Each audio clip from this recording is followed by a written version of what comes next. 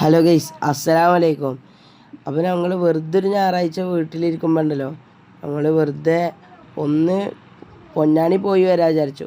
അപ്പോൾ നമ്മൾ പൊന്നാനിക്ക് പോകുമ്പോൾ നമ്മളെ പുത്തൻപള്ളിയും വെളിയങ്കോടും കുറേ നമുക്ക് സിയാർത്ത് ചെയ്യാൻ പോകാൻ വിചാരിച്ചു.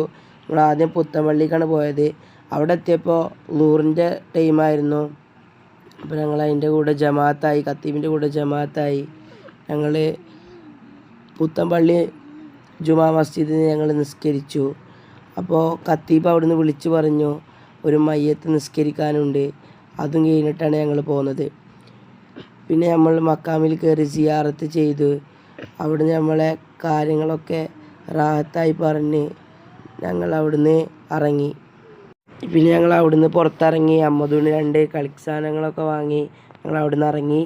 അമ്മദൂന് 2 കളിസാധനവും ഞങ്ങൾക്ക് 2 മോതിരം അങ്ങനെയൊക്കെ എടുത്തു. അങ്ങനെ ഞങ്ങൾ വെളിയങ്കോട് പോയി. ബാക്കി പിന്നെ